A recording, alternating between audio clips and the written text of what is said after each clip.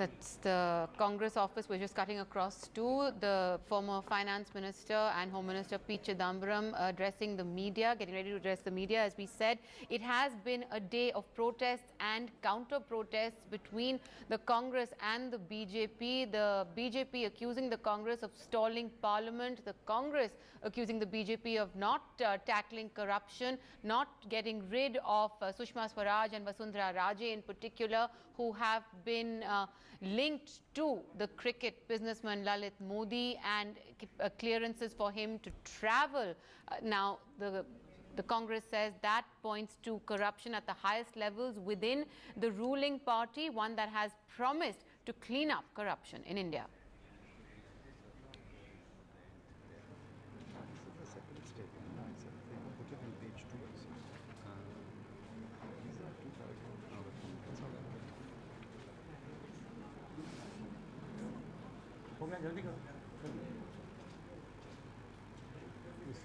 Yes, sir, we can start. You want to start? No, sir.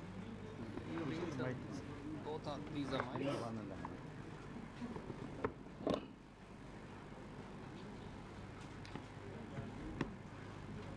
Good afternoon to all of you.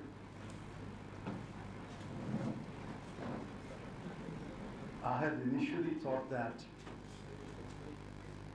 between last Independence Day and this Independence Day, so much has happened, especially with reference to the promises made by the Prime Minister, that I could talk to you about those promises. But events that took place yesterday, those promises.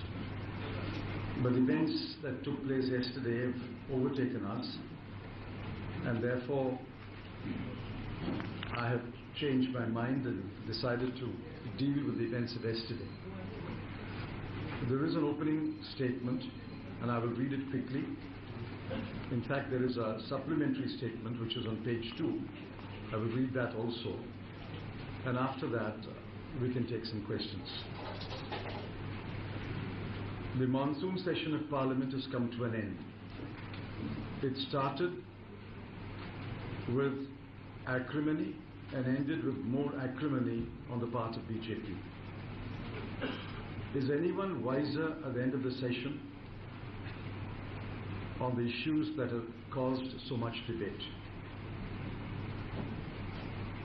Yesterday, Ms. Sushma Swaraj and Mr. Arun Jaitley put up a last-ditch effort. They did everything except answer the crucial questions that arose out of Ms. Sushma Swaraj's intervention on behalf of Mr. Lalit Modi. Even as they tried to deflect the questions, some facts tumbled out. These are: 1. That Ms. Sushma Swaraj intervened with the British High Commissioner on behalf of Mr. Lalit Modi at a time when his passport had been cancelled and the case was pending in the High Court. 2. That the Ministry of External Affairs has so far not appealed against the order of the High Court setting aside the cancellation of the passport. 3. That there was correspondence between the Finance Minister, India, and the Chancellor of Exchequer, UK, in which India had demanded that Mr. Lalit Modi be deported forthwith. Given these undeniable facts, did Ms. Sushma Swaraj or Mr. Arun Jaitley answer the crucial questions? The answer is no. There are basically 3 sets of questions, and for the record, let me repeat them. 1. The Minister's intervention. If Ms. Sushma Swaraj wished to help Mr. Lalit Modi on purely humanitarian grounds, why did she not advise him to apply to the Indian High Commission in London for a temporary Indian travel document valid for visiting only Portugal? Why did she not instruct the Foreign Secretary and the High Commissioner to issue a temporary travel document valid only for Portugal? Why did she keep her ministry in the dark about her intervention?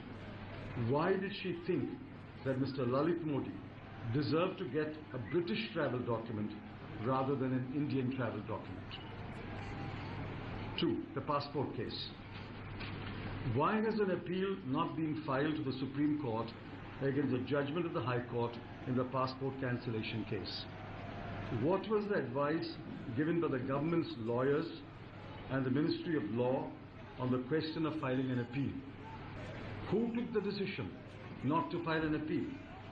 Was it the Ministry of External Affairs, or the Ministry of Finance, or the Enforcement Directorate? What were the reasons for that decision? Why have the reasons not been made public?